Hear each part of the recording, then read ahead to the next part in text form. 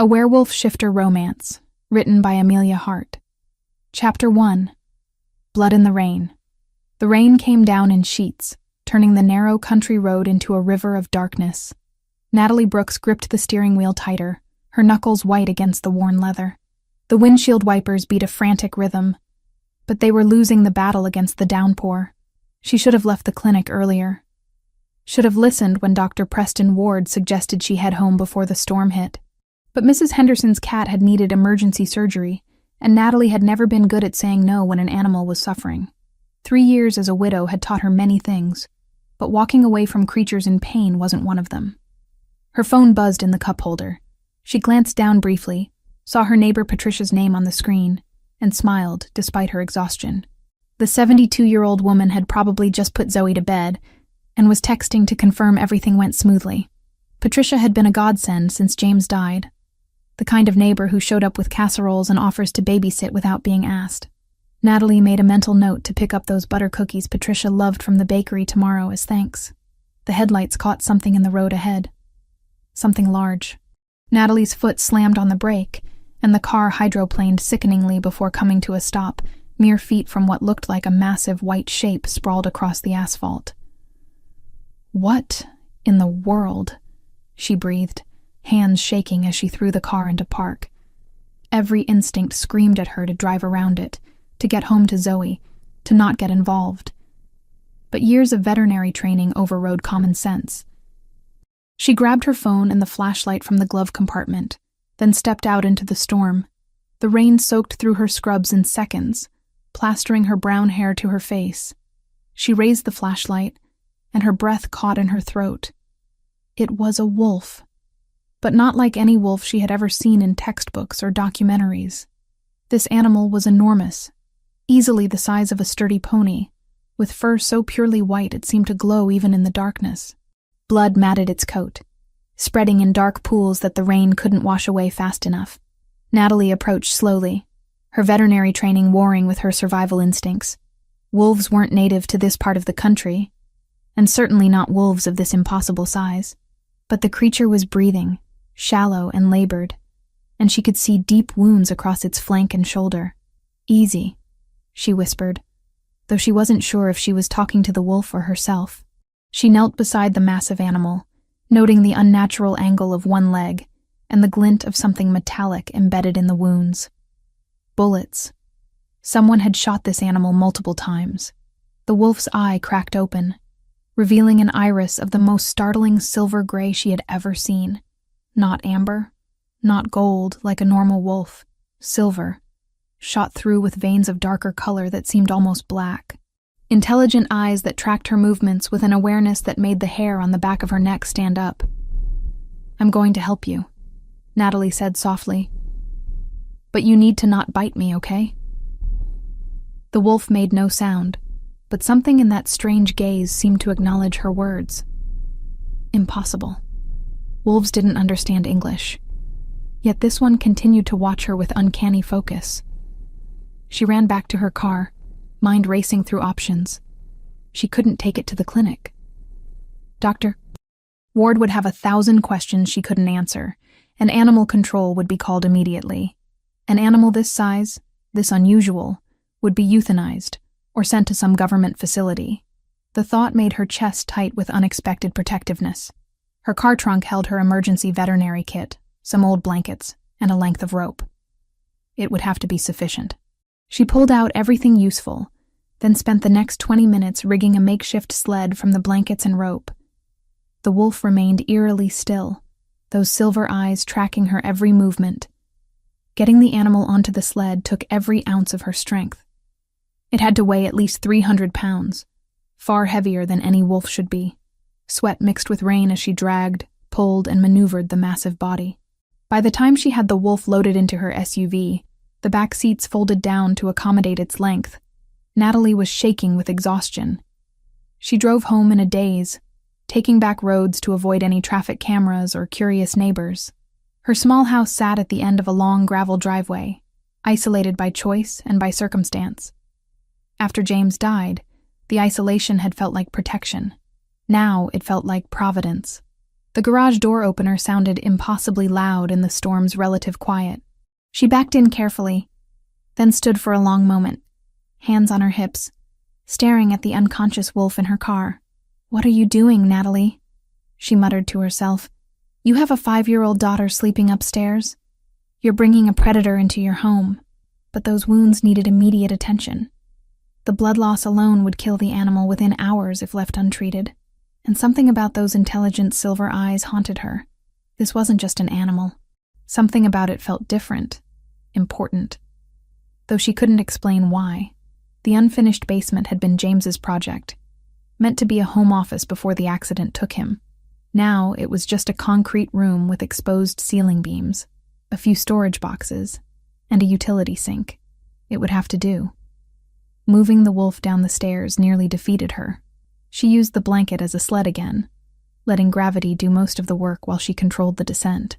The animal hit the concrete floor with a heavy thud that made her wince, but its breathing remained steady. Natalie ran back upstairs, listening at Zoe's door. Soft, even breathing. Good. She grabbed her veterinary kit from the hall closet, along with every towel she could find, and returned to the basement, locking the door behind her.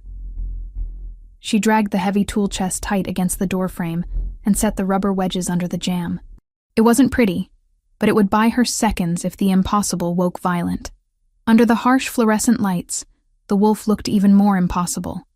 Its fur was too perfect, its size too large, its features too symmetrical. She had treated hundreds of animals in her 7 years as a veterinary nurse, but this creature defied every natural rule she knew. She pulled on latex gloves and got to work. The wounds were deep but clean, consistent with gunshot injuries, but when she used tweezers to extract the first bullet, she dropped it immediately with a gasp. The metal was hot, almost burning, and it left her gloved fingers tingling with strange energy. Silver. The bullets were silver. "Who shoots a wolf with silver bullets?" she whispered, staring at the gleaming metal in the surgical tray. Silver was expensive, impractical for hunting, unless the shooter believed in old legends about werewolves and silver. The thought was absurd. Werewolves weren't real. This was just an unusual wolf, possibly a genetic anomaly or an escaped exotic pet. The silver bullets were just coincidence, maybe someone's idea of a joke or superstition, but her hands burned where the silver had touched them, even through the latex gloves. She switched to forceps with rubber grips and worked more carefully, extracting 5 more bullets from various wounds. Each one caused the same burning sensation, and by the time she finished, her hands ached with a strange pins and needles feeling that wouldn't fade. The wolf never moved, never made a sound. Its breathing grew stronger as she worked, cleaning wounds and applying antibiotic ointment. She had no way to properly stitch injuries this large, but she used butterfly bandages and medical tape, wrapping gauze around the worst areas. By the time she finished, dawn was breaking through the small basement windows. Natalie sat back on her heels, exhausted and filthy, staring at her impossible patient.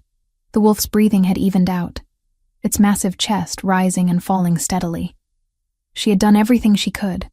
She looked around the basement, noticing for the first time that the animal could easily escape if it woke. The small windows were at ground level. The stairs led directly to the main house where Zoe slept. Panic fluttered in her chest. Using the same rope from earlier, she fashioned a crude restraint around the wolf's uninjured front leg, tying it securely to an exposed pipe near the utility sink. It wouldn't hold if the animal truly wanted to break free, but it might slow it down long enough for her to react. Natalie stood, swaying slightly with exhaustion. Her scrubs were ruined, covered in blood and mud. Her hands still tingled strangely from the silver bullets. And in her basement lay a wolf that shouldn't exist, breathing steadily despite injuries that should have killed it. She climbed the stairs slowly, locking the basement door behind her. In the kitchen, she scrubbed her hands raw under scalding water, watching pink-tinged water circle the drain.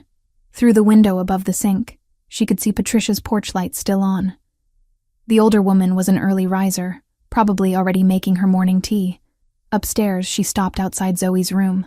The door was covered in crayon drawings, mostly of stick figure families with a notably absent father. Natalie eased it open, peeking inside. Her daughter lay sprawled across her twin bed, dark curls tangled across the pillow, one arm hugging her worn stuffed rabbit. She looked so small, so vulnerable, so utterly dependent on Natalie to keep her safe. "I've hidden a dangerous animal in our basement," Natalie whispered to the sleeping child. What kind of mother does that make me? But even as guilt twisted in her gut, she couldn't bring herself to call animal control. Something about that wolf, those intelligent silver eyes, stopped her. She would keep it for one day, she decided, long enough to make sure it would survive. Then she would figure out what to do with it. She closed Zoe's door quietly and went to shower, scrubbing away the evidence of her impossible night. When she finally collapsed into her own bed, sunlight was streaming through the curtains. She had maybe 2 hours before Zoe woke up, demanding breakfast and asking why Mommy looked so tired. Natalie closed her eyes, but behind her lids, she saw only silver-gray eyes watching her with impossible intelligence. The wolf in her basement wasn't just an animal. Every instinct she possessed screamed that truth at her. But what else could it be? Sleep claimed her before she could answer her own question, dragging her down into dreams of white fur and storms, and eyes that seemed to see straight through her soul. Chapter 2. The Siege at Midnight. Natalie woke to the insistent beeping of her alarm, her body protesting every movement. 2 hours of sleep was not sufficient, but motherhood had taught her to function on less. She silenced the alarm and lay still for a moment, staring at the ceiling, trying to convince herself that last night had been a fever dream. The basement, the wolf, the silver bullets. Her hands still tingled faintly where the metal had touched her skin. "Mommy?" Zoe's voice drifted through the door, followed by the patter of small feet. The door burst open, and her daughter bounced into the room, curls wild from sleep. "You're awake. I'm hungry. Can we have pancakes?" Natalie pulled her daughter onto the bed, breathing in the scent of children's shampoo and innocence. "How about cereal this morning, baby? Mommy's running a little late." "You're always late," Zoe observed with the brutal honesty of a 5-year-old. "Patricia says you work too hard. She made me mac and cheese for dinner. The good kind, not the box kind." Guilt twisted in Natalie's chest. Patricia had watched Zoe until almost 10 last night, waiting for Natalie to return from her emergency shift. Another debt to repay, another reminder of how much she relied on her neighbor's kindness. "Tell you what," Natalie said, forcing brightness into her voice. "This weekend we'll make pancakes together, the special ones with chocolate chips." Zoe's face lit up. "And whipped cream?" "And whipped cream." As her daughter ran off to get dressed, Natalie allowed herself 30 seconds of stillness. Then she stood, ignoring her protesting muscles, and headed for the shower. She paused outside the basement door, pressing her ear against the wood. Silence. Either the wolf was still unconscious, or it had died during the night. She should check. She should go down there and verify that her patient was still breathing. But Zoe was awake now, and Natalie couldn't risk her daughter discovering what lay in the basement. The excuses she had prepared, about a broken water heater or a pest problem, felt paper thin in the morning light. Later, she promised herself. She would check later. The drive to Zoe's preschool was mercifully short. Her daughter chattered about her upcoming show and tell, about the friendship bracelet she was making, about how Lucy from her class had said that having a dead daddy meant you were unlucky. Natalie's hands tightened on the wheel, but she kept her voice calm as she explained that Lucy was wrong, that having loved someone was never unlucky, even if they had to leave too soon. "Do you think Daddy watches us from heaven?" Zoe asked as they pulled into the parking lot. "Every single day," Natalie replied, hoping it was true.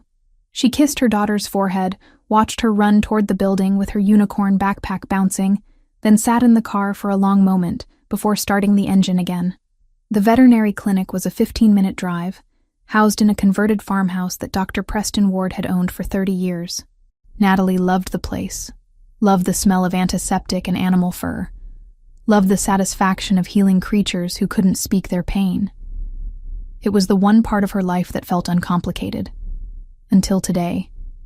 She was running on autopilot, cleaning kennels and updating charts, when Dr. Ward found her in the supply room. "You look like death warmed over," he said bluntly. He was 63, with a gray beard and eyes that missed nothing. "Bad night? Couldn't sleep," Natalie replied, which was technically true. "Storm kept me up." Dr. Ward studied her with the same intensity he used to diagnose sick animals. "There's been talk around town. Some hikers reported seeing unusual animal tracks near the state forest. Large canine prints, but not quite right. You haven't seen anything strange, have you?" Natalie's heart hammered against her ribs. "Strange how? Just keep your eyes open. Could be nothing, could be someone's exotic pet got loose. Either way, be careful driving home after dark."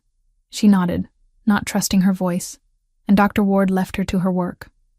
But his words lodged under her skin, making her jumpier than usual. When she looked out the clinic's front window during her lunch break, she saw him. A man stood across the street, leaning against a lamppost with casual confidence that didn't match his intense focus. He was tall, with auburn hair that caught the sunlight, dressed in dark jeans and a leather jacket despite the warm weather. But it was his eyes that made her breath catch, amber gold, and fixed directly on the clinic window. Directly on her. Natalie blinked, and he was gone. Vanished between one heartbeat and the next, as if he had never been there at all. Her hands shook as she returned to her paperwork. She was seeing things now. The exhaustion was getting to her. Or maybe she was having some kind of breakdown. Delayed grief from losing James finally catching up with her 3 years later. The afternoon dragged. Every sound made her jump. Every shadow in her peripheral vision seemed to shift and move. When her shift finally ended, she practically ran to her car, checking the back seat twice before climbing in. The drive home felt longer than usual. She kept glancing in the rearview mirror, expecting to see the amber-eyed man following her. But the road remained empty. By the time she pulled into her driveway, her nerves were stretched taut. She had to check the basement. Had to know if the wolf was still alive, still unconscious, still safely restrained. The house was quiet as she entered, setting her purse on the kitchen counter.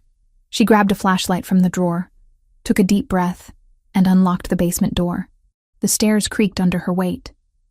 The fluorescent lights flickered to life, casting harsh shadows across concrete walls. And there, in the center of the floor where she had left a massive white wolf, lay a man. Natalie's flashlight clattered to the ground. He was naked, his body covered in fading scars that matched the injuries she had treated. The rope she had used to restrain the wolf was wrapped around his wrist, tied to the same pipe. Dark hair fell across his forehead. And even unconscious, his features held a harsh beauty that made her throat tight. "No," she whispered. "No, no, no. Where is the wolf? What did you do with the wolf?" But even as denial poured from her lips, her medical training was cataloging details. The scars on his shoulder matched the bullet wounds. The rope around his wrist was exactly where she had tied it. His breathing was steady, stronger than the wolf's had been. This was impossible. Humans didn't turn into wolves. Wolves didn't turn into humans. She was a woman of science, of education, of rationality, and yet, she backed toward the stairs, unable to tear her eyes away from the impossible man on her basement floor. Her foot hit the bottom step, and she turned, fleeing up the stairs and slamming the door behind her.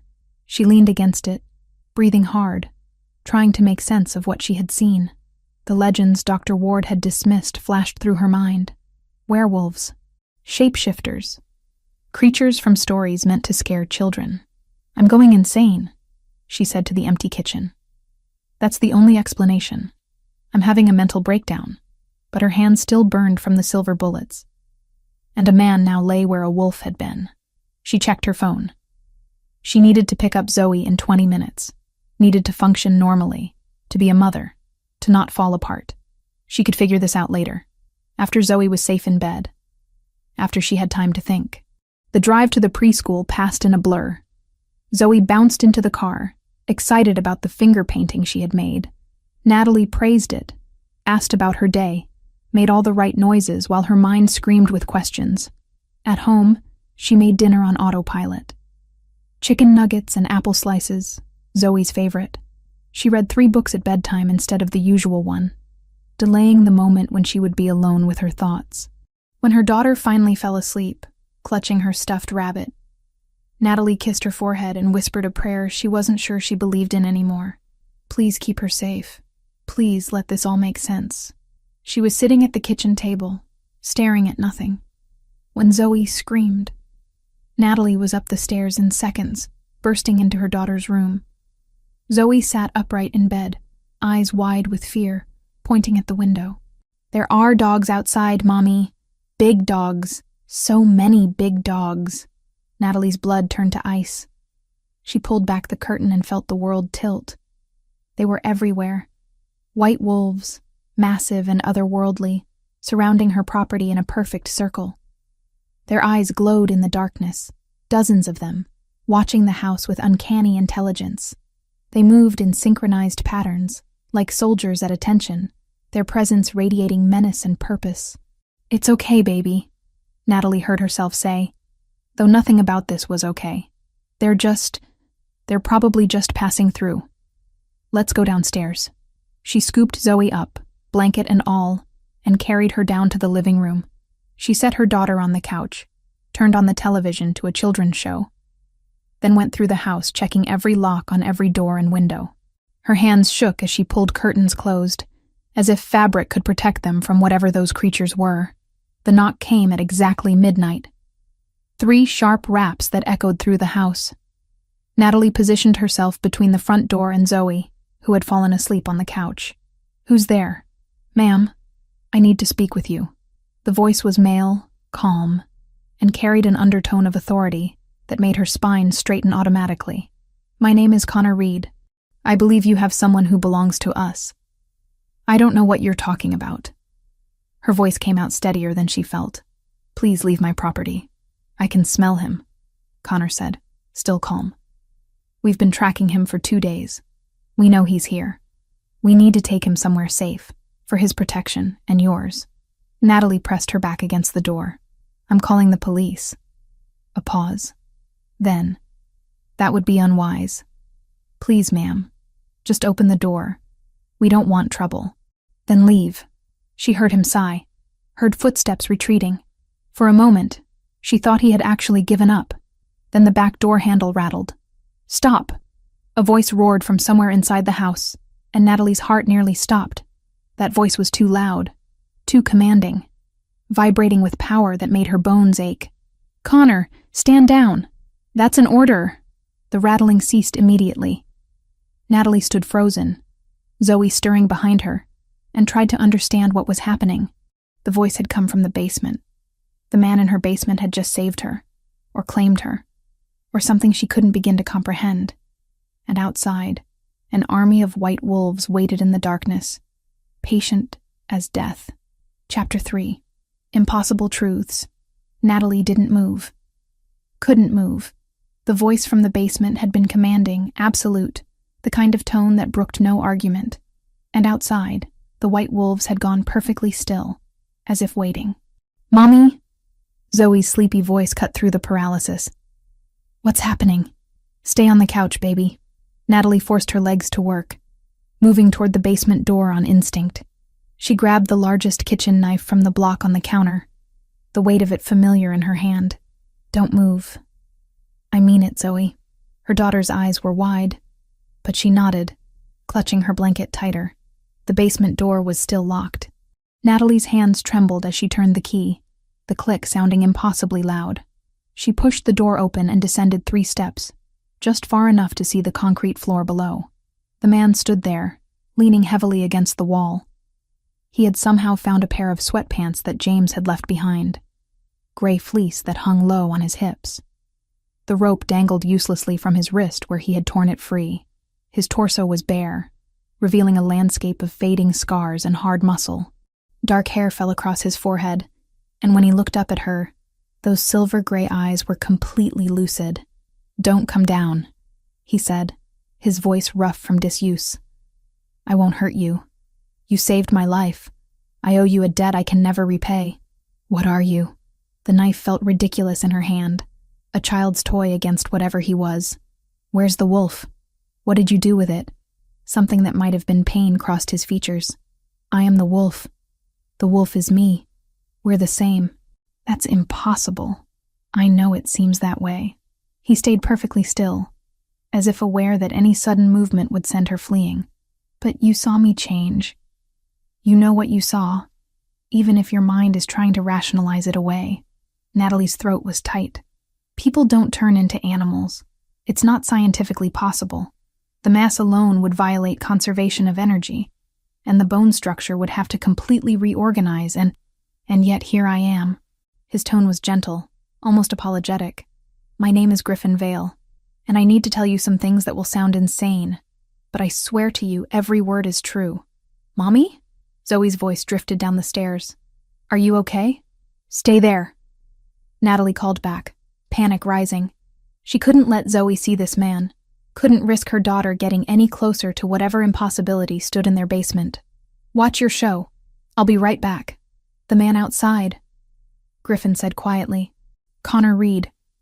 He's my second in command. He's not here to hurt you. He's here to protect me, because there are others who want me dead. The same ones who shot me with silver bullets and left me to die. I don't understand any of this. Natalie's voice cracked. I found a wolf. I helped it. And now there are wolves surrounding my house and a naked man in my basement. And none of this makes sense. I know. And I'm sorry you've been dragged into this. Griffin took a careful step forward, and Natalie raised the knife instinctively. He stopped immediately, hands raised. We exist. People who can shift between human and wolf form. We've existed for thousands of years, hidden among your kind. We have our own societies, our own laws. And I am... He hesitated, as if choosing his words carefully. I'm someone important to my people, which makes me a target. Werewolves, Natalie breathed. You're saying werewolves are real. We prefer shifters. But yes, the legends are based on truth, though most of what humans believe about us is wrong. We're not slaves to the moon. We don't lose control. Silver can hurt us, but it won't kill us unless the dose is large and we're left untreated. You removed the silver. You saved me. A crash from upstairs made them both freeze. Then Connor's voice, calm but urgent. Ma'am, I'm coming through the back door. Don't be alarmed. Your daughter is safe. But we need to talk. Now. No! Natalie bolted up the stairs, knife still in hand, but Connor was already inside. He stood in her kitchen, hands raised in a placating gesture, and Natalie's world tilted again. He was the man from outside the clinic. Auburn hair, amber eyes, leather jacket. Up close, she could see the otherworldly quality to him. The way he moved with fluid grace that was just slightly wrong. Get out of my house, she hissed, positioning herself between him and the living room where Zoe watched with wide, terrified eyes. Get out right now, or I'm calling the police. The police can't help you. Connor's voice was steady, but his eyes flicked toward the basement door.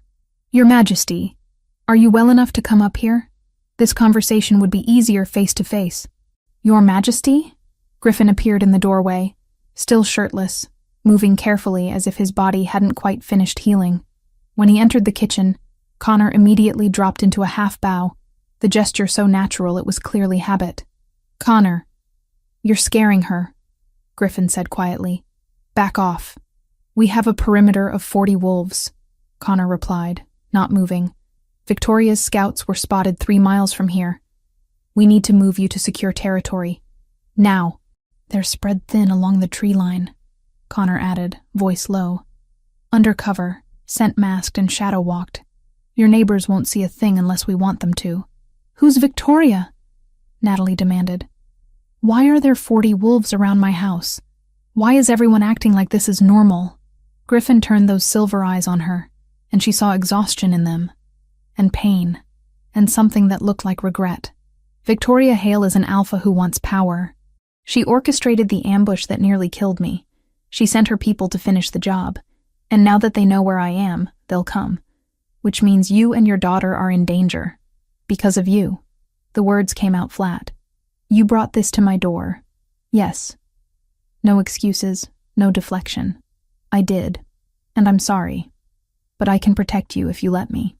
Zoe appeared in the kitchen doorway, blanket trailing behind her, eyes fixed on Griffin with an expression Natalie couldn't quite read. Not fear. Curiosity. mixed with something that looked like recognition. "You were the wolf," Zoe said, her 5-year-old voice cutting through the tension. "You're really big. Are you nice or mean?" Griffin's expression softened. He lowered himself carefully to one knee, bringing himself to Zoe's eye level. "I'm nice, and I'm grateful to your mother. She saved my life. Did bad people hurt you?" "Yes. But I'm getting better." "Zoe, go back to the living room." Natalie's voice was shaking. "Now." "But Mommy..." "Now." Her daughter fled, and Natalie felt like the worst mother in the world. But she needed Zoe away from this, away from men who turned into wolves and talked about danger and death. "You need to prove it," she said, looking at Connor. "You need to prove what you're saying is real, because my brain is trying to convince me I'm having a breakdown." Connor glanced at Griffin, who nodded. "Show her." But slowly. What happened next would haunt Natalie's dreams for weeks. Connor's body rippled, bones sliding under skin in ways that shouldn't be possible. His form blurred, compressed, reorganized. Within seconds, a massive rust-colored wolf stood in her kitchen, amber eyes fixed on her with complete awareness. The knife clattered from Natalie's nerveless fingers. She backed against the counter, hand over her mouth, trying not to scream, because screaming would terrify Zoe, and she couldn't do that. Had to stay calm. Had to think. The wolf that had been Connor shifted back to human form just as quickly, flesh and bone rearranging until the auburn-haired man stood there again, fully clothed as if his body remembered what he had been wearing. Pack-trained shifters wore bonded fabrics that keyed to their scent and shift, clinging close and compressing with the change before releasing back into place. Connor hadn't even glanced at his clothes. They obeyed him like muscle memory. Griffin, ambushed and stripped of his bonded gear, hadn't been so lucky. That was why seams tore when his body forced halfway forms. "How?" Natalie whispered. "We don't know the science of it," Connor said. "We just are. We've always been. And we've worked very hard to keep your kind from discovering us." "Mommy!" Zoe's scream cut through everything else. "Mommy, there's a doggy!" Natalie ran to the living room. Zoe was pressed against the far wall, pointing at the window where a massive white wolf had its paws up on the glass, peering inside with eyes that glowed in the darkness. "Connor, get your people under control." Griffin snapped, moving faster than he should have been able to in his condition. He pulled the curtain closed, blocking the wolf from view. "You're terrifying a child." "I'm sorry." Connor pulled out a phone, spoke quickly in a language Natalie didn't recognize. The shadows outside shifted, moving away from the house. "They were just concerned. They know you're vulnerable. I don't care. This woman saved me when she had every reason to leave me to die. You will treat her home with respect." Natalie scooped Zoe up, feeling her daughter's small body trembling against her chest. "This is insane. All of this is insane. You need to leave. All of you. Just get out and leave us alone." "I wish I could," Griffin said, and the regret in his voice sounded genuine. "But Victoria knows I'm here now. She'll send more people, and they won't be as restrained as Connor's team. If you want your daughter safe, you need to let us help. By staying here, by bringing more danger, by giving me 3 days. Griffin met her eyes. 3 days to heal completely, to contact my people, to arrange secure transport. Then we'll be gone, and you'll never see us again. But until then, you need protection. My protection. I don't want your protection. I want you gone. Mommy, I'm scared." Zoe whispered against her neck, and there it was. The thing that mattered more than fear, more than confusion, more than the complete destruction of everything she thought she knew about the world. Zoe's safety.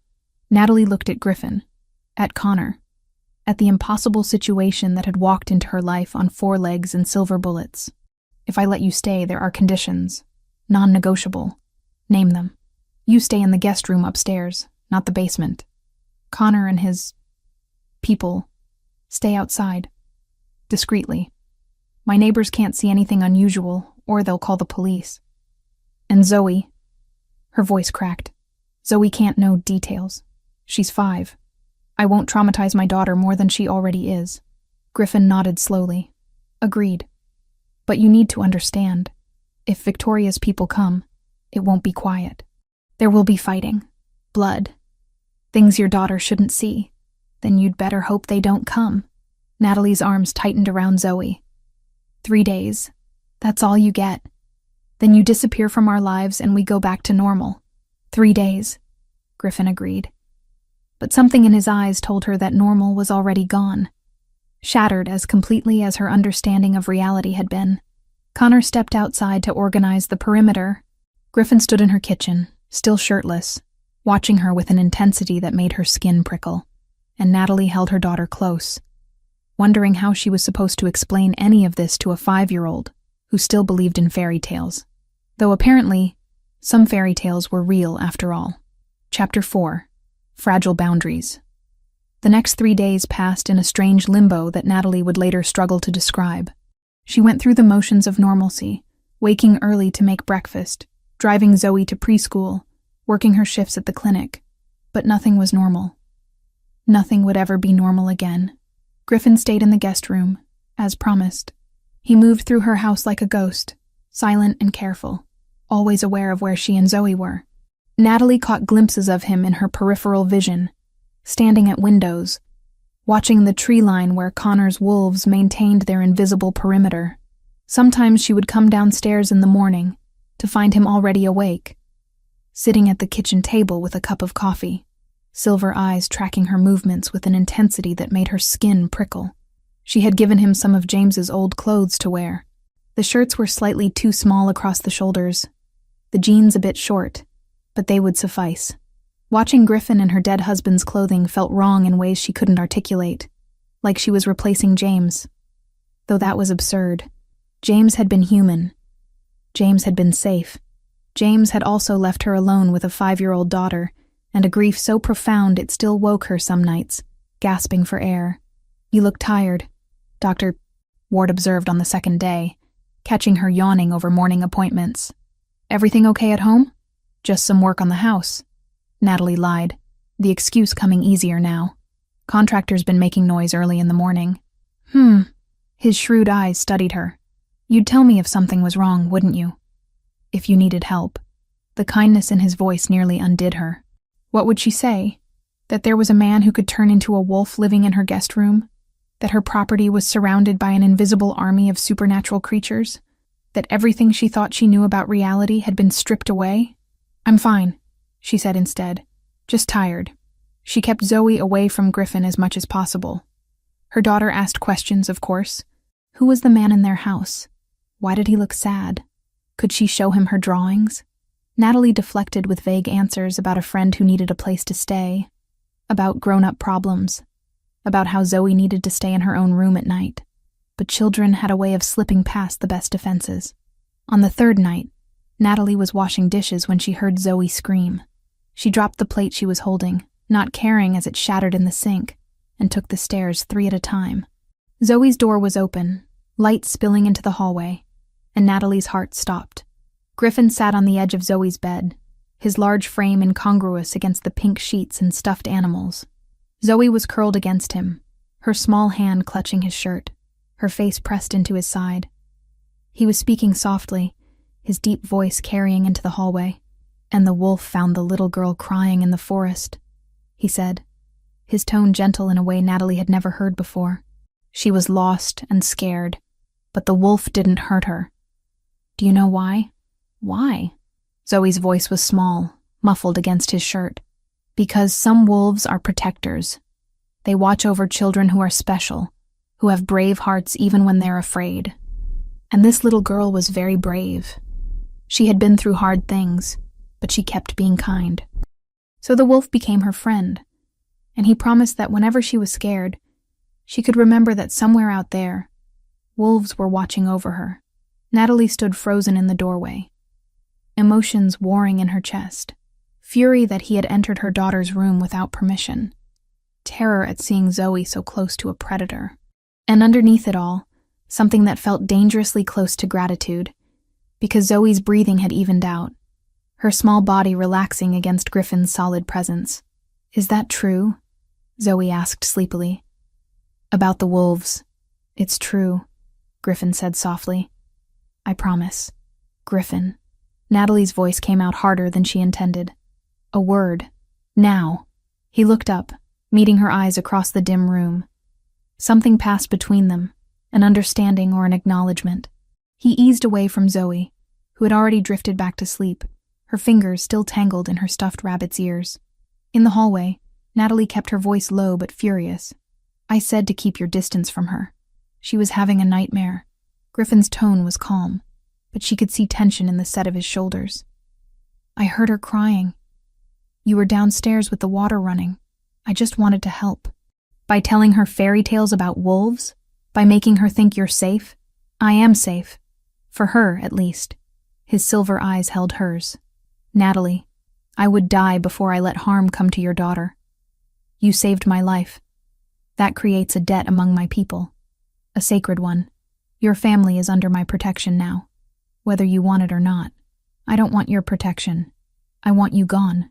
2 more days. Then I'll be strong enough to travel, and you'll never see me again.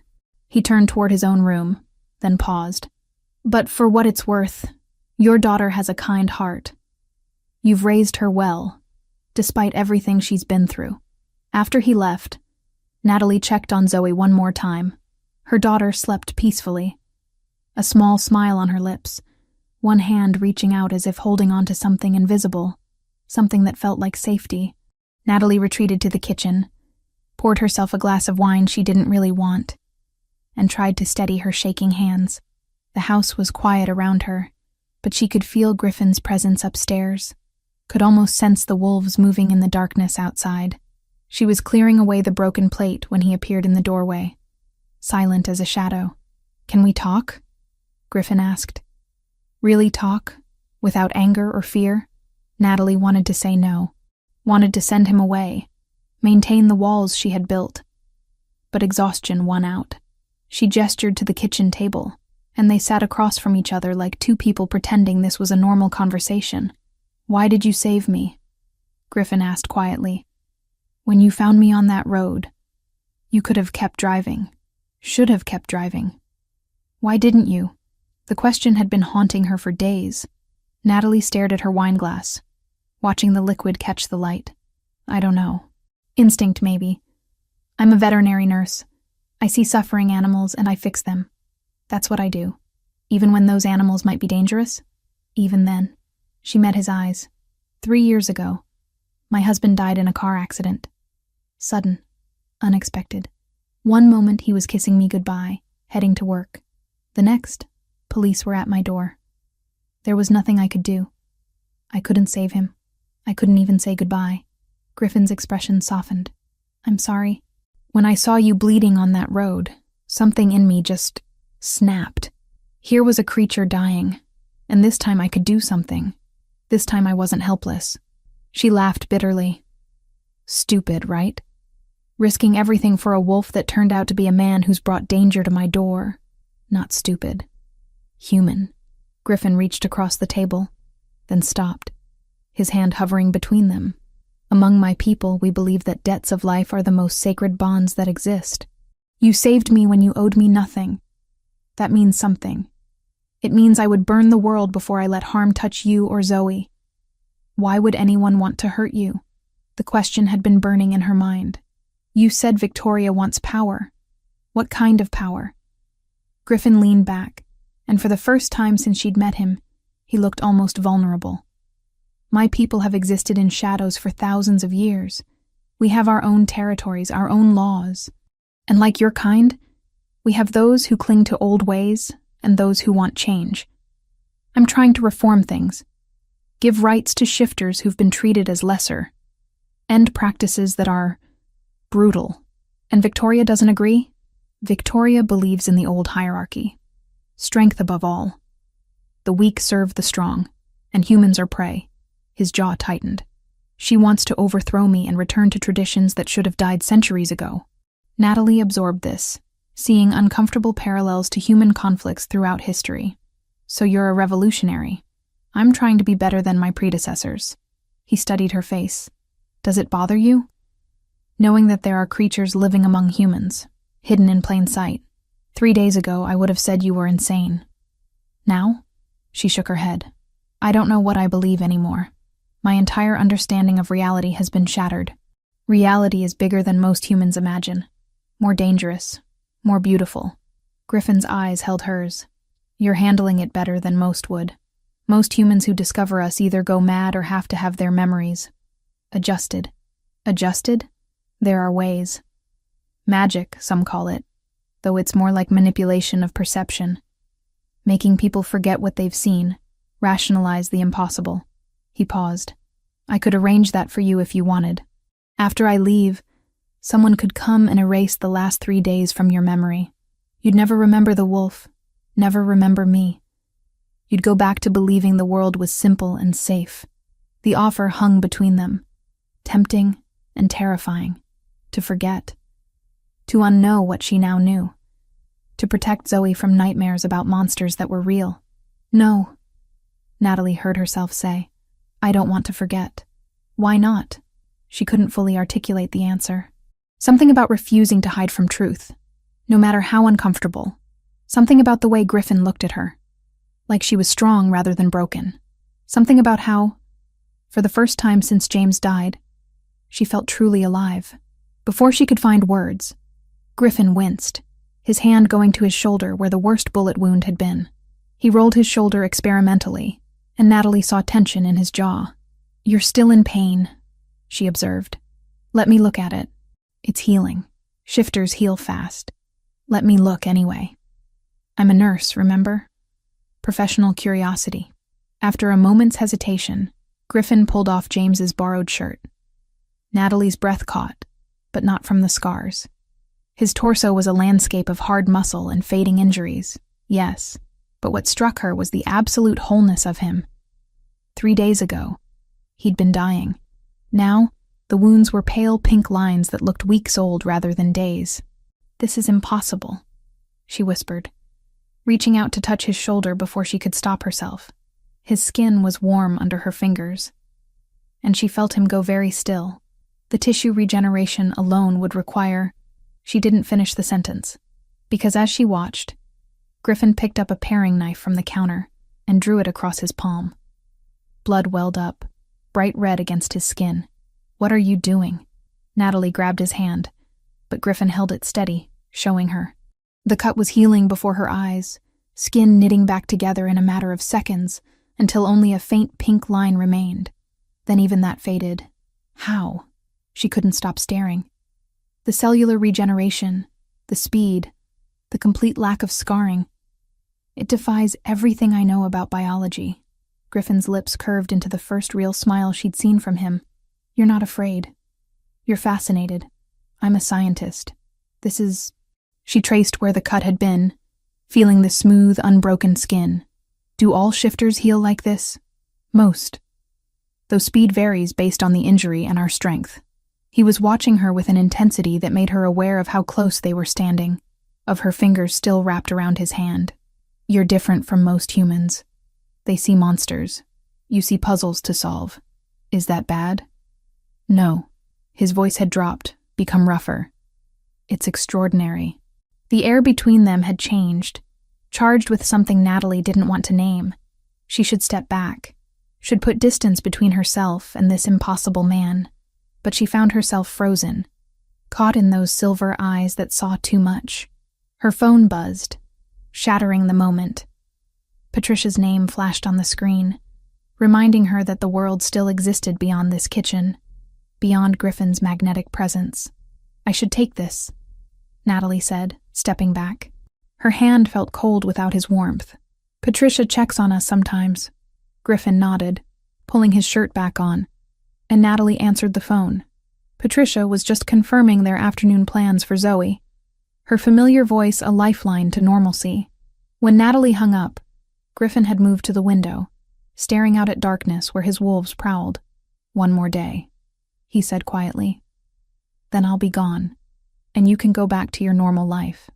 But as Natalie climbed the stairs to her own bed, she wondered if normal was even possible anymore, and more troubling. She wasn't sure she wanted it to be. Chapter 5. When shadows strike, the fourth morning dawned gray and heavy, clouds pressing down like a weight. Natalie woke to an empty house. Griffin having left before sunrise with a note on the kitchen counter. Gone with Connor to scout perimeter. Back by noon. Stay inside. She crumpled the note, frustration warring with an emotion she refused to name. This was supposed to be his last day. Tomorrow he would leave, taking his impossible world with him. She should be relieved. Instead, she felt hollow. At the clinic, Dr. Ward was unusually tense. He pulled her aside during morning rounds, his weathered face creased with concern. "Natalie, I need you to be careful. What's wrong? Strange things happening around town. Mrs. Carter's dogs won't stop barking at night. Bill Henderson swears he saw something large moving through his property after dark, and there's been talk of strangers hanging around, asking questions." His eyes were sharp. "You haven't noticed anything unusual near your place?" Natalie's throat went dry. "What kind of strangers?" "Just be vigilant. Lock your doors. Maybe stay with Patricia for a few nights if you're nervous." He squeezed her shoulder paternally. "I worry about you and Zoe out there alone." The words followed her through her shift. Every sound made her jump. When she checked her phone at lunch, she had 3 missed calls from an unknown number and a single text message that made her blood freeze. "The king can't protect you forever. TikTok. V. Victoria." It had to be. Natalie left work an hour early, making excuses about a headache. The drive home felt endless, every shadow seeming to hide threats. When she pulled into her driveway, she saw Zoe playing in the backyard, chasing butterflies with the fearless joy of a child who didn't know monsters were real. And standing near the fence, pretending to examine the old oak tree, was Connor in human form. His posture was casual, but his eyes were constantly moving, scanning the tree line. "Mommy!" Zoe ran over, pigtails bouncing. "Look, I found a blue butterfly. Connor says it's called a... what was it? Morpho." Connor supplied, his amber eyes meeting Natalie's over her daughter's head. The warning in them was clear. "Zoe, baby, let's go inside." Natalie reached for her daughter's hand. "But Mommy, I'm playing..." The first attack came without warning. A massive black wolf burst from the tree line, moving with terrifying speed. Then another. And another. Not white like Connor's pack. These were dark as night, their eyes burning with malice. "Inside. Now." Connor's body was already blurring, shifting mid-stride as he threw himself between the attackers and Zoe. Natalie scooped her daughter up and ran. Zoe was screaming, her small arms wrapped around Natalie's neck. Behind them, the sounds of combat erupted. Snarls, impacts, the terrible sound of teeth meeting flesh. A black wolf cut across their path to the house. Natalie skidded to a stop, her heart hammering. The creature was even larger than Connor's wolf form, with scars across its muzzle and hatred in its yellow eyes. It advanced slowly, teeth bared. "Stay behind me," Natalie ordered Zoe, setting her daughter down and positioning herself between the child and the predator. Her hands closed around the garden hose coiled near the back door. It was a pathetic weapon, but it was all she had. She turned the nozzle to jet stream and aimed. The water hit the wolf's face and it flinched, more startled than hurt. For one precious second, it was distracted. That second was all Griffin needed. He came through the back door in a form Natalie had never seen. Not fully human, not fully wolf, but something in between. His features had elongated, muscles rippling under skin that was neither quite flesh nor quite fur. His eyes burned silver white, and when he roared, the sound shook the windows. The black wolf tried to turn, but Griffin was already on it. They collided with bone-crushing force, rolling across the grass in a tangle of claws and teeth. Blood sprayed across the flowers Natalie had planted last spring. "Get inside." Griffin's voice was barely human, distorted by fangs. "Bathroom, upstairs. Lock the door. Don't come out until I say." Natalie grabbed Zoe and ran. Her daughter was sobbing, face buried against Natalie's shoulder. Through the kitchen window, she glimpsed Connor in wolf form, fighting 2 attackers at once. He was bleeding from a dozen wounds but still standing, still fighting with a ferocity that was terrible to witness. The stairs felt endless. Zoe's weight was nothing compared to the fear crushing Natalie's chest. She burst into the upstairs bathroom, slammed the door, and turned the lock with shaking hands. Then she sat on the closed toilet lid, holding Zoe in her lap, and tried to muffle her daughter's screams against her chest. The sounds from below were nightmarish, roars that shook the house, the crash of breaking furniture. Zoe was crying so hard she could barely breathe, hiccuping between sobs. Natalie stroked her hair and whispered lies about how everything would be okay, about how the bad dogs would go away soon, about how they were safe. She didn't feel safe. She felt like prey, hiding while predators tore her home apart. Then, suddenly, silence. It stretched for an eternity. Natalie held her breath, straining to hear anything. Zoe had gone quiet too, her small body trembling. A knock on the bathroom door made them both jump. "Natalie," Griffin's voice, rough and exhausted, but human. "It's over. You can come out. How do I know it's really you?" Her voice was steadier than she felt. A pause. Then, "The first night you told me that when James died, you felt helpless. That's why you saved me. Because this time, you could do something. Only Griffin would know that." Natalie unlocked the door with shaking hands. He stood in the hallway, fully human again, wearing only the ruins of torn jeans. Blood covered his chest and arms, though she couldn't tell how much was his, and how much belonged to his enemies. His silver eyes were bright with residual adrenaline, and when they landed on Zoe, his expression softened. "Is she hurt?" "No." "Scared, but not hurt." Natalie's legs felt weak. "What happened down there?" "Come see." The living room was destroyed. Furniture overturned, claw marks scoring the walls, one window shattered. 3 black wolves lay unconscious on the floor, bound with silver chains that Connor must have had ready. The rust-colored wolf that was Connor sat near the door, panting heavily, blood matting his fur. "They came to kill me," Griffin said quietly. "Victoria sent them. Connor and I held them off, but—" He looked at the destruction, then at Zoe clinging to Natalie. "This isn't over. Victoria knows where you live now. She knows you saved me. In her mind, that makes you an enemy." Natalie felt cold. "I'm a civilian. A human. Why would she care about me? Because you helped her enemy. Because you've seen too much. Because Victoria doesn't leave witnesses." Griffin's jaw tightened. "I'm sorry. I brought this to your door. But I can protect you. Both of you. If you come with me to secure territory, I can keep you safe." "Leave?" Natalie stared at him. "Leave my home? My job? Everything?" "Temporarily. Just until Victoria is dealt with. Once she's captured or killed, you can come back. Resume your normal life." "There is no normal life anymore." The words burst from her. "My daughter just watched wolves try to kill us. My house is destroyed. And you want me to run away with you to someplace I don't know? Trust my safety and Zoe's to people I don't know? You can trust me." Griffin stepped closer, his bloodied hands hanging useless at his sides. "I swear on my life, on everything I am, I will protect you both. What I said last night, about the debt I owe you, that's eternal among my people. Your safety is more important to me than my own." "Why?" The question came out broken. "Why do you care so much? Is it really just because I pulled some bullets out?" His eyes held hers, and she saw the answer before he spoke it. "No. It's not just that. It's—" He struggled with words. "There's a connection between us. Something my people call a mate bond. It's rare, sacred.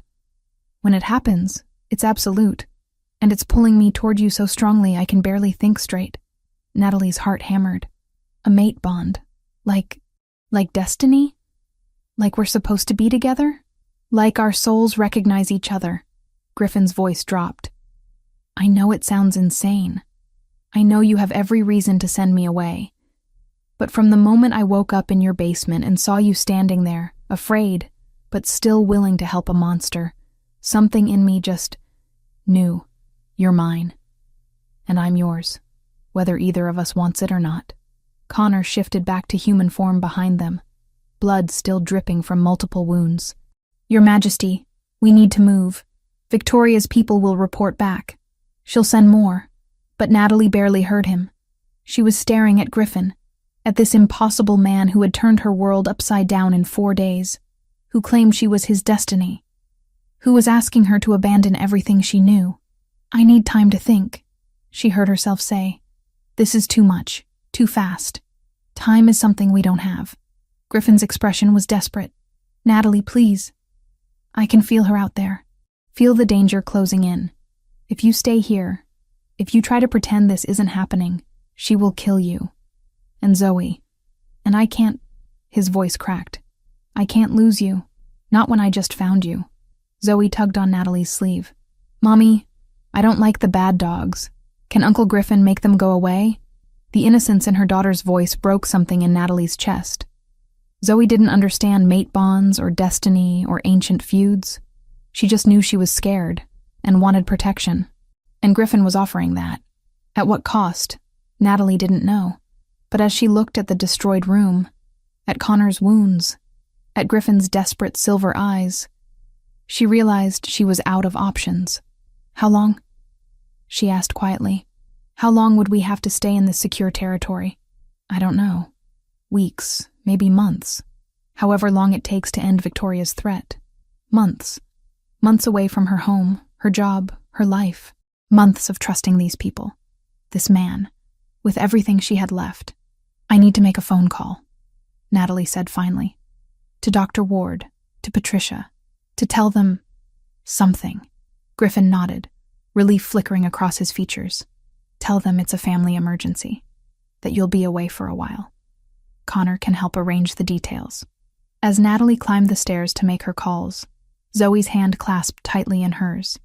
She wondered if she was making the right choice, or if she was walking straight into a different kind of cage. But behind her, she felt Griffin's eyes following her progress, felt that strange pull he'd described. The mate bond, he called it. Destiny. And maybe, despite everything, that was exactly what she'd been running from all along. Chapter 6. The Impossible Choice. The drive to Patricia's house felt surreal. Zoe sat in the back seat, clutching her stuffed rabbit, unusually quiet after the attack. Natalie's hands were white-knuckled on the steering wheel, her mind racing through the conversation she'd had with Griffin 30 minutes earlier.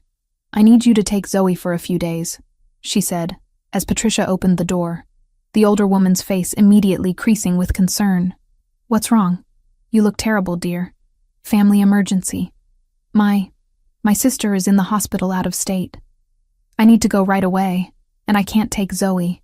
The lies came easier now, each one adding weight to her chest. Please, Patricia.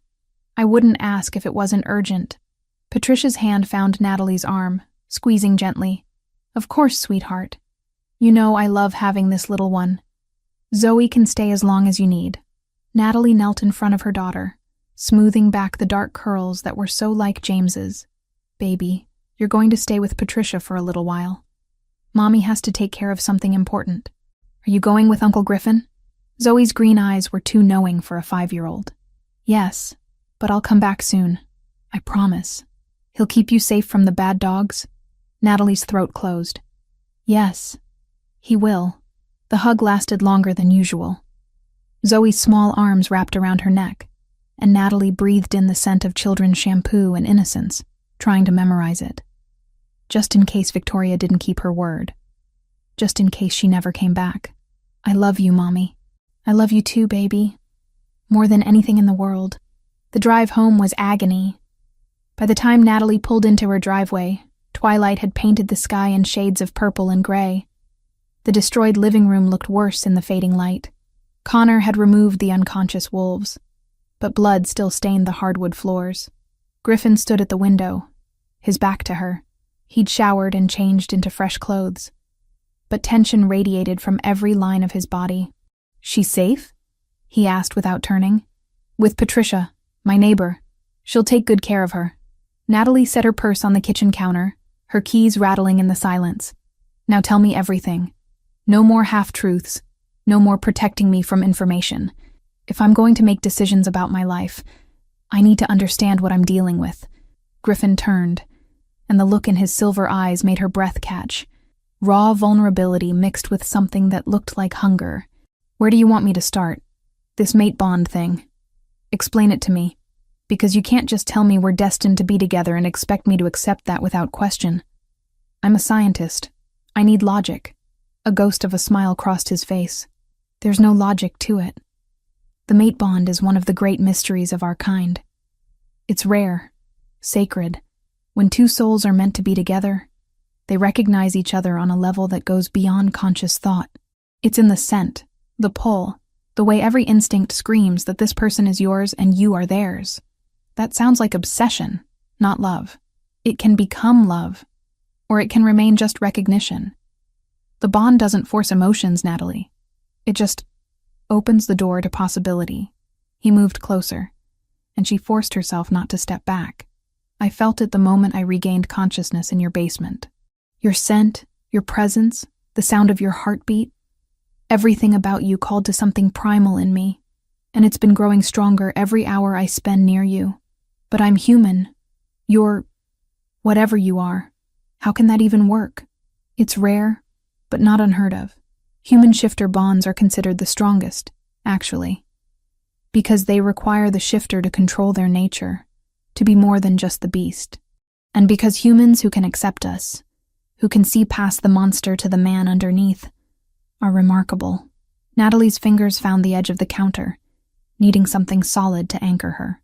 I lost James 3 years ago. I loved him with everything I had. How can I trust these feelings when they came on so fast?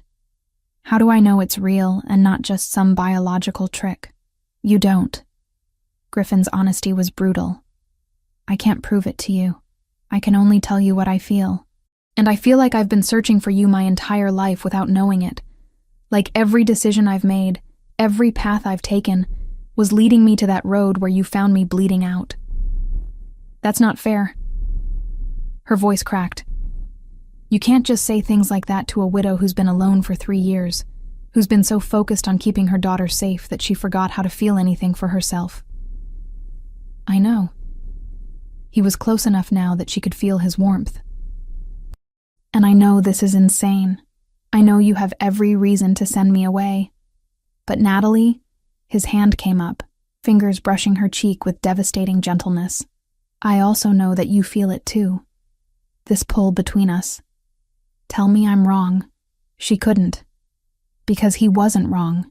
From the moment she'd looked into those silver eyes on the rain-soaked road, something in her had responded. Something she'd thought died with James. This is crazy, she whispered. I know. I barely know you. I know. And I have a daughter to think about. I can't just... The words died as his thumb traced her lower lip. The touch was electric, sending heat spiraling through her body. His eyes had darkened, pupils expanding, and she could hear his breathing change. Griffin. His name was half protest, half plea. I want to kiss you, he said roughly. I've wanted to since you stood in your kitchen and demanded answers instead of running away screaming. But I won't. Not unless you want me to. Not unless you're ready. She should say no.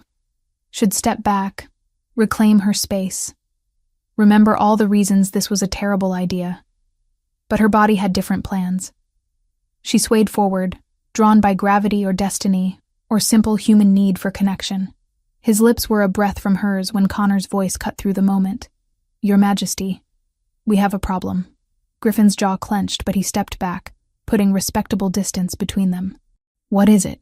Connor stood in the doorway, his amber eyes grave. I intercepted communications from Victoria's people. It's worse than we thought. They followed him to the kitchen table where he'd set up a laptop.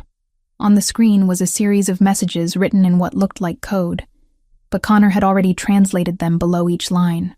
She's planning to go public, Connor said flatly. She's gathered video evidence of shifters transforming. She has contacts in media, in government.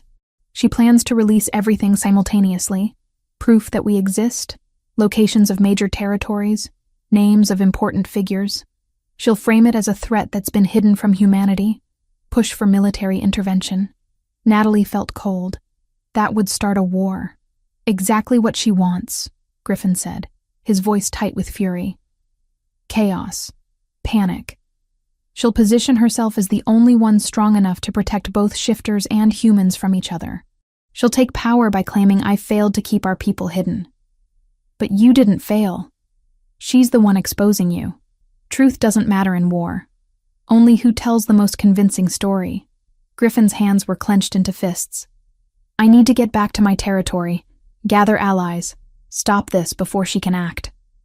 The moment you leave this property, her people will know, Connor warned. They're watching, waiting. Then I fight my way through. You're still healing, and she has numbers. As the two men debated strategy, Natalie's phone buzzed. Unknown number. Her hands shook as she opened the message. Sweet Natalie.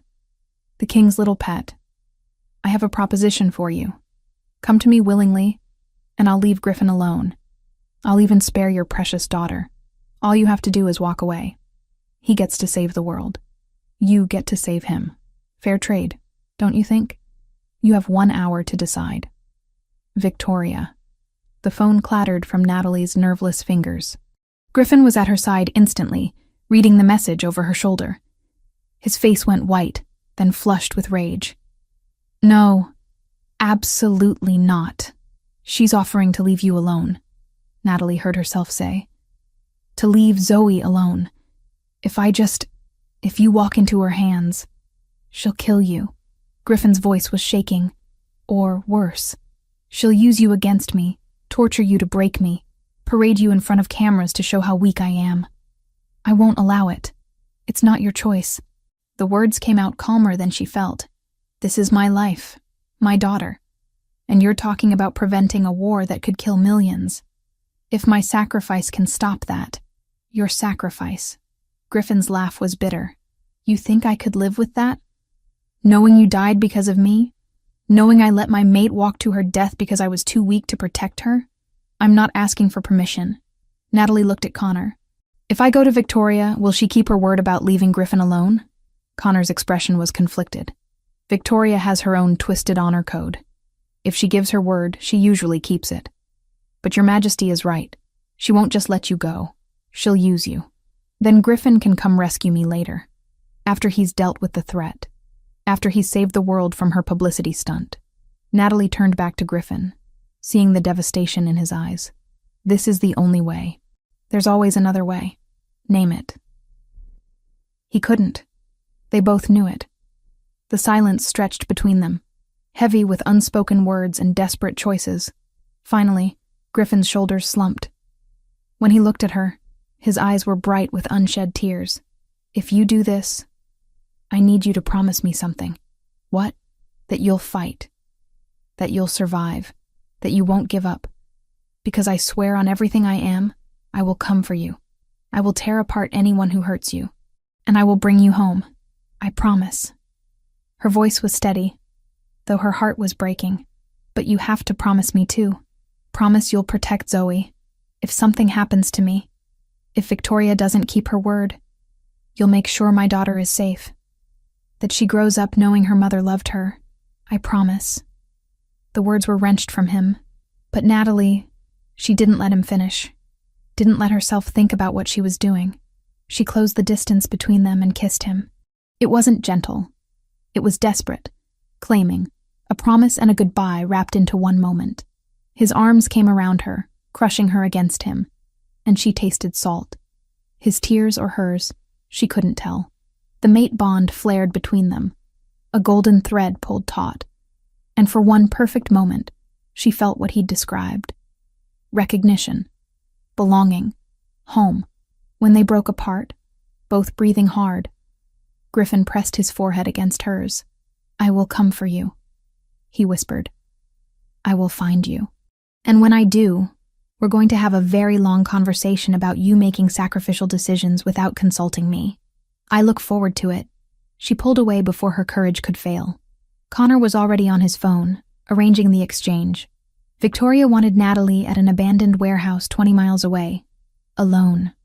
Within the hour. As Natalie gathered her jacket and checked her reflection one last time, she caught Griffin watching her with an intensity that burned. For what it's worth, he said quietly. I think you're the bravest person I've ever met. Remember that when you come rescue me. She walked out the door without looking back. Because if she looked back, she would lose her nerve, and the world needed Griffin more than it needed her heart intact. Behind her, she heard him say something to Connor in that language she didn't understand. Then his voice, clear and strong. Call everyone. Every ally we have. Victoria Hale has declared war. And when we're done with her, she's going to wish she'd never touched what's mine." Natalie climbed into her car, started the engine, and drove toward an uncertain fate. But for the first time in 3 years, she didn't feel like a victim of circumstance. She felt like someone choosing her own path, even if that path led straight into the monster's den. Chapter 7. Blood and Silver. The warehouse smelled of rust and decay. Natalie had been here for 2 days, though time had lost meaning in the windowless room where Victoria kept her. Her wrists were raw from the zip ties, her throat dry from screaming for help that never came, but she refused to break. Refused to give Victoria the satisfaction. "You're stronger than I expected," Victoria said, circling Natalie like a predator toying with wounded prey. The alpha was stunning in a cruel way, tall and lithe, with platinum blonde hair and eyes that shifted between blue and gold. Most humans would be sobbing by now. Begging, but not you. "I have nothing to tell you." Natalie's voice was hoarse but steady. "I don't know Griffin's weaknesses. I don't know where his territory is. I barely know him." "Liar." Victoria's smile was sharp. "I can smell him all over you. The mate bond leaves a signature, you know. It's faint on you. Still developing, but it's there. The Alpha King has claimed you, whether you realize it or not." Natalie's heart stuttered. She thought of that kiss before she left, of Griffin's desperate promise to come for her. "He hasn't claimed anything. I'm just someone who helped him." "Keep telling yourself that." Victoria pulled up a chair, sitting with predatory grace. "Let me explain what's going to happen, Natalie.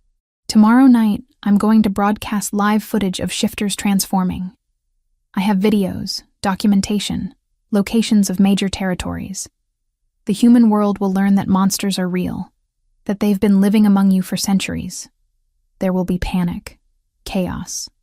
Governments will mobilize. And in that chaos, I will position myself as the only leader strong enough to protect both species from mutual destruction. That's insane. You'll start a war. I'll start a new world order." Victoria leaned forward, her eyes gleaming. Griffin's way of hiding, of pretending we're equal to humans, is weakness. We are apex predators. We should rule, not hide. And once I've exposed our existence, I'll be the only one with the power to negotiate terms. Griffin will stop you. Griffin is too busy looking for his precious mate to think strategically. Victoria's smile widened. That's the beautiful thing about mate bonds. They're a weakness. As long as I have you, he's compromised. Predictable. He'll make mistakes trying to save you, and those mistakes will cost him everything. Natalie's mind raced. She had to warn Griffin somehow, had to find a way to escape. But the warehouse was heavily guarded, shifters in wolf form prowling the perimeter. She was one human woman against an army of supernatural predators. "You're not going to win," Natalie said, meeting Victoria's eyes. "Whatever you're planning, Griffin is smarter than you think. We'll see." Victoria stood, brushing off her designer jeans. "I'll check on you tomorrow. Try not to die of dehydration before then. I still need you alive as leverage." The hours that followed were agony. Natalie dozed fitfully, her body aching from the uncomfortable position. She tried to work at the zip ties, but they were too tight. Tried to find any weakness in the room, but it was solid concrete on all sides. She thought about Zoe, safe with Patricia, about Dr. Ward, who probably thought she was visiting a sick relative, about the life she'd built, now shattered beyond repair. And she thought about Griffin, about silver eyes and impossible promises. Would he really come for her, or had her sacrifice been for nothing? The answer came at dawn on the 3rd day.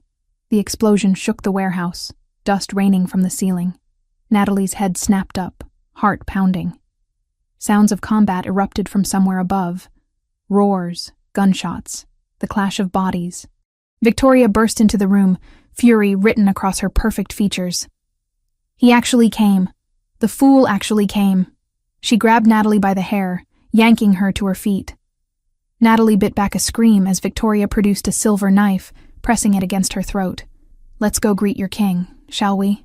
They emerged into a scene from a nightmare. The main warehouse floor was a battlefield. White wolves, Connor's pack, fought against Victoria's black-furred fighters. Blood stained the concrete. Bodies, both human and wolf, lay scattered. And in the center, two figures faced each other in human form. Griffin looked like vengeance incarnate. His clothes were torn and bloody, a gash across his cheek still healing. But his silver eyes burned with focused rage as he stared at Victoria. Behind him, Connor stood ready in human form, holding silver chains that gleamed in the dim light. "Let her go, Victoria." Griffin's voice carried absolute command. "This is between you and me. Leave the human out of it." "The human?" Victoria laughed, dragging Natalie forward with the knife still at her throat. Natalie felt the blade bite, felt warm blood trickle down her neck. She stopped being just a human the moment you bonded with her. "She's your weakness now, Griffin. Your fatal flaw. If you hurt her, there won't be a corner of this world where you can hide from me." Bold words from someone in no position to make threats. Victoria's grip tightened. "Here's what's going to happen. You're going to stand down, order your wolves to retreat, and then you're going to publicly acknowledge me as the rightful ruler of our kind. Do that, and maybe I'll let your little mate live." Natalie saw the conflict in Griffin's eyes, saw him actually considering it, and she realized with crystal clarity that he would do it, would sacrifice everything to save her, just like she'd sacrificed herself to save him. That couldn't happen. She wouldn't let it. The self-defense class she'd taken 5 years ago, back when James was still alive and the world made sense, had taught her one move for exactly this situation. It required timing, courage, and acceptance that she might die in the attempt. Natalie stopped struggling, letting her body go limp as if she'd fainted. Victoria's grip shifted, trying to hold her up, and in that split second of distraction, Natalie acted. She drove her elbow back into Victoria's stomach with all her strength. The knife sliced deeper into her throat, but Victoria's grip loosened. Natalie dropped, rolling away, one hand pressed against her bleeding neck. Griffin moved like lightning. He was on Victoria before she could recover, his partially shifted form driving her to the ground. They became a blur of motion, claws and teeth and inhuman strength. Victoria fought back with equal savagery, but Griffin had rage on his side. The mate bond driving him to protect what was his. "Connor, now!" Griffin roared. Connor moved in with the silver chains. Victoria tried to shift fully to escape, but Griffin pinned her in that vulnerable in-between state. The chains wrapped around her wrists, neck, ankles. The silver burned on contact, smoke rising from her skin. She screamed, thrashing, but Connor held firm. "It's over," Griffin said, breathing hard. He remained crouched over Victoria, making sure she couldn't escape. "You're going to face the council. Face justice for what you've done." "Justice?" Victoria spat blood. "You're weak, Griffin. A weak king with a weak mate. This changes nothing. Others will rise. They'll finish what I started. Let them try." Griffin signaled to 2 of his wolves, who dragged Victoria away, still bound in silver. Then he was moving, crossing the distance to Natalie in 3 strides. "Don't move," he commanded, kneeling beside her. His hands were gentle as they assessed the knife wound on her throat. "It's not as deep as it looks. You're going to be okay." "Did we win?" Natalie's voice was weak, thready. "We won." Griffin pulled off his torn shirt, pressing it against her neck to staunch the bleeding. "You insane, brave, infuriating woman. You could have died. So could you. That was the point." She tried to smile, but her vision was blurring. "Did I mention I took a self-defense class once? I'm going to have a very long talk with you about your heroic tendencies." But his voice was shaking, and when she focused on his face, she saw tears tracking through the blood and dirt. "Don't ever do that again. Don't ever sacrifice yourself for me. Can't promise that." Her hand found his, fingers intertwining. The mate bond flared between them, warm and golden and alive. "You'd do the same for me." "That's different." "How?" "Because I'm—" He stopped, jaw clenching. "Because I can't lose you. Not when I just found you. Not when I haven't even told you that I love me." The words were barely a whisper. Griffin's eyes met hers, silver and devastated and full of truth. "Yes, I love you. This mate bond, this connection. It's not just biology or destiny. It's you. The woman who saves wounded creatures in storms, who protects her daughter with everything she has, who faces down alphas without flinching. I love you, Natalie Brooks, and that terrifies me more than any war ever could. Good, she managed, because I think I love you too, which is completely insane, given we've known each other less than a week. The best things always are. Connor appeared above them, phone in hand. Your Majesty, we need to move. Victoria had tech set up to stream video if something happened to her. I've disabled it, but we need to do damage control. And Natalie needs medical attention. Griffin gathered her into his arms, standing with ease despite his own injuries. Get our people out. Secure all of Victoria's equipment. And someone call my medical team. I want them waiting when we arrive. As they moved through the warehouse, Natalie caught glimpses of the aftermath. Victoria's forces had been captured or fled. Griffin's wolves were tending to their wounded. It looked like something from a war zone, because that's exactly what it had been. Zoe, Natalie said suddenly, panic cutting through her exhaustion. I need to call Patricia. Check on Zoe. Already done, Griffin assured her. Connor sent someone to verify her safety hours ago. She's fine, playing with Patricia's cats and asking when Mommy will be home. Relief flooded through her, so intense it made her dizzy. Or maybe that was blood loss. Either way, she let her head rest against Griffin's chest, listening to his heartbeat, and allowed herself to believe that maybe, possibly, everything would actually be okay. What happens now? She asked as they emerged into morning sunlight. Griffin looked down at her, and despite the blood and exhaustion, he smiled. Now we go home. We heal, and we figure out what it means to be mates in a world that's about to get a lot more complicated. Sounds perfect. And as Connor loaded them into a waiting vehicle, as the adrenaline began to fade and reality set in, Natalie realized she meant it. Her life would never be simple again. But with Griffin's arms around her, and the mate bond singing between them, maybe simple was overrated anyway.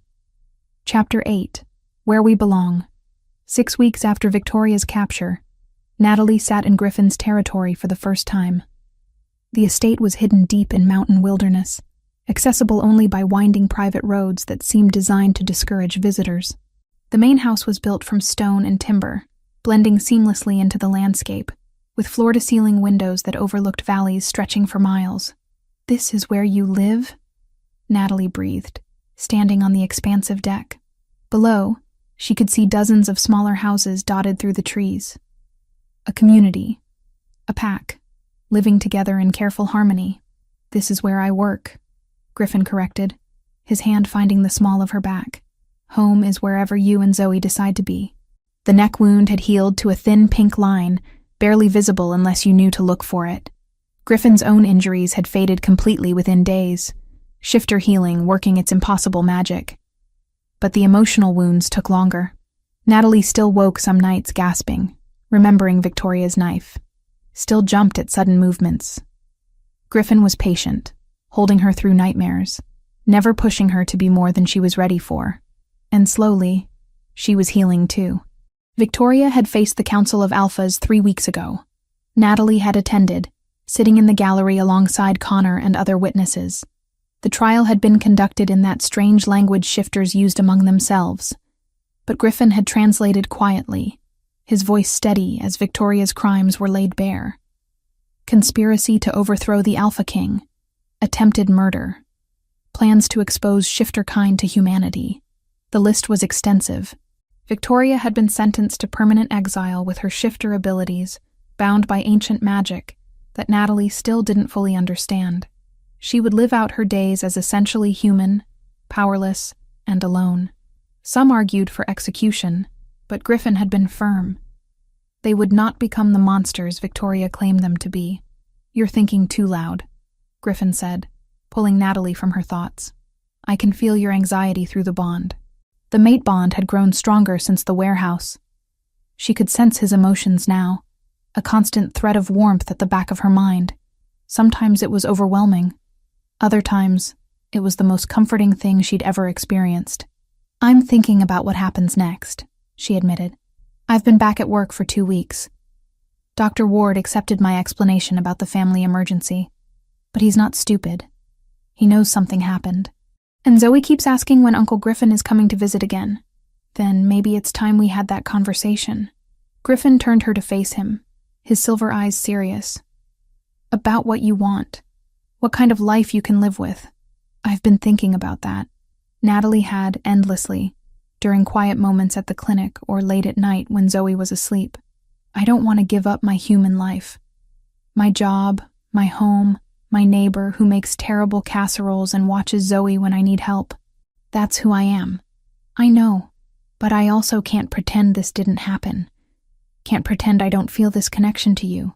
Can't ignore that there's a whole world of people who need help, who live in shadows because they're different.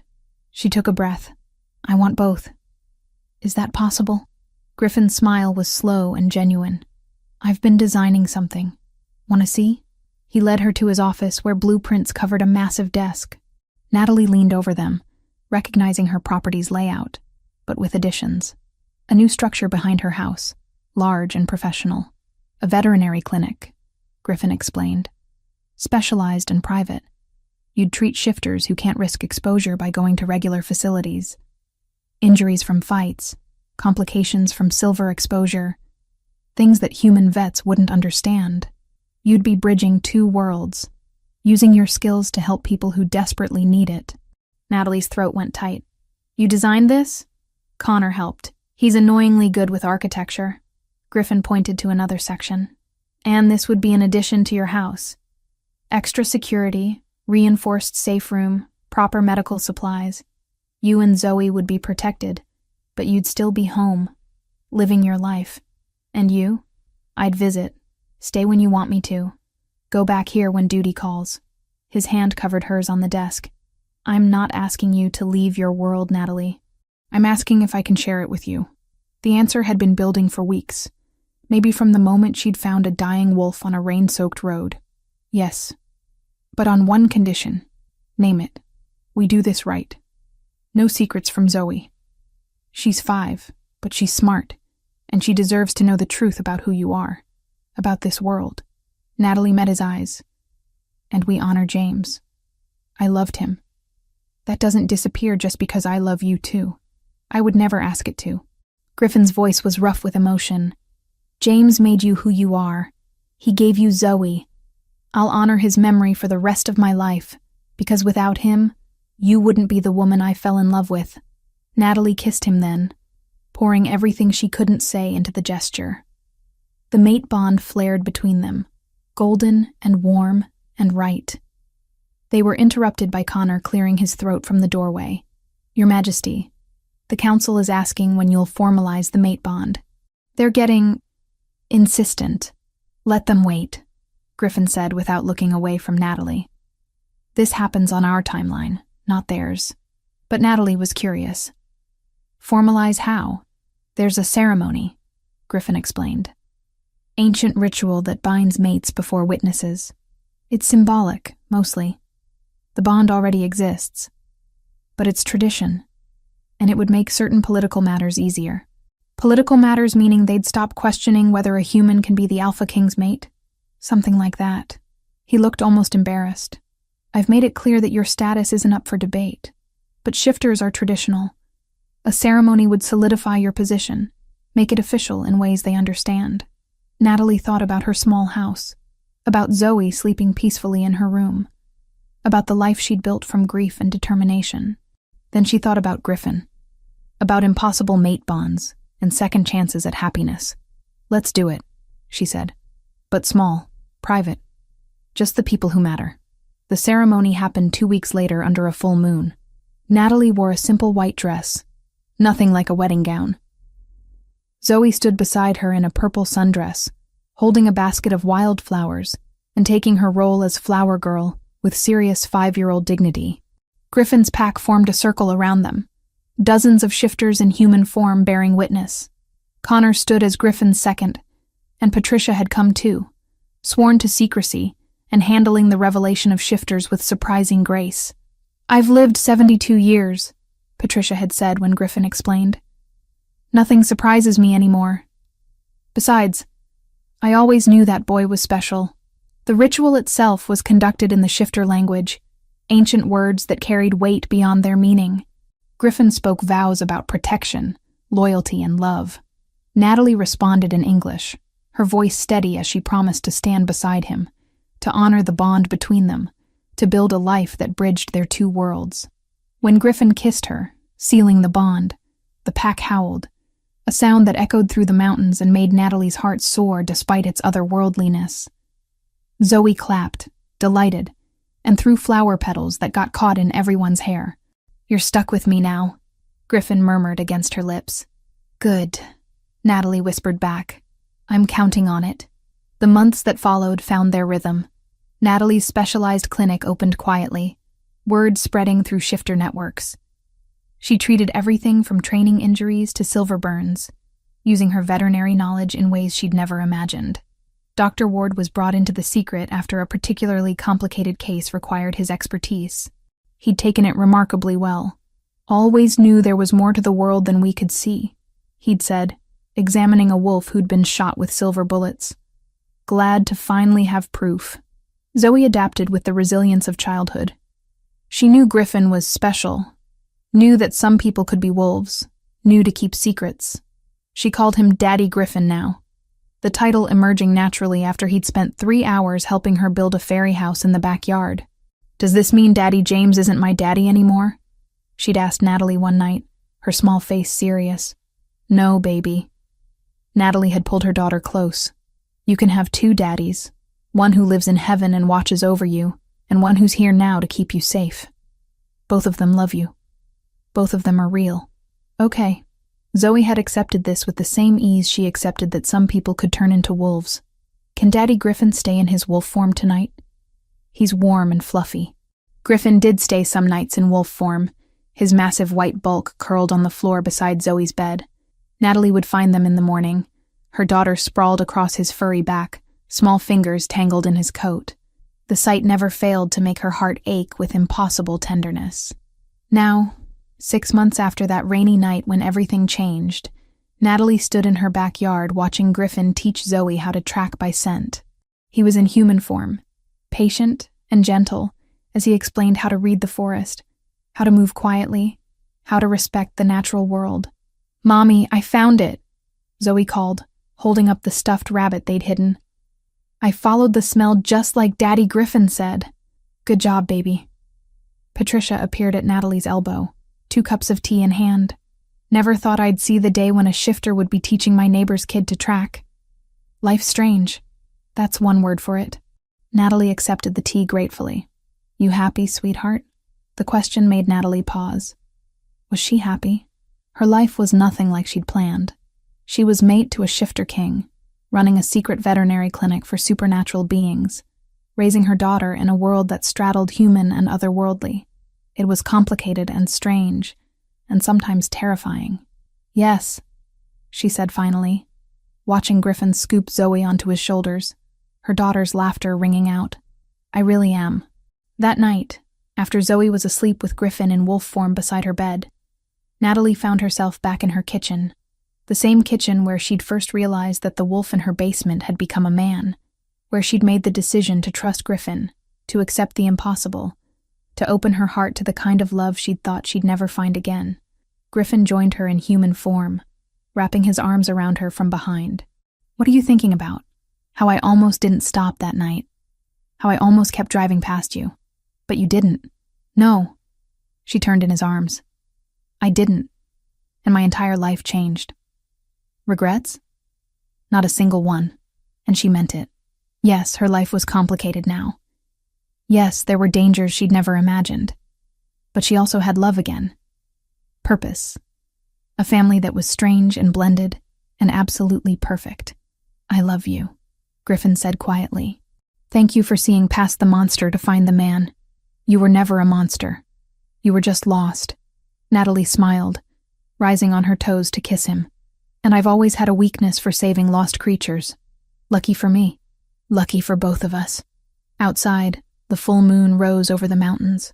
Somewhere in the darkness, wolves ran free, protecting the territory, maintaining the balance between 2 worlds. And in a small house at the edge of that wilderness, a woman who'd found a dying wolf in a storm held tight to the Alpha King who'd given her a reason to believe in destiny. It wasn't the life Natalie had planned, but it was the life she chose. And that made all the difference. The end.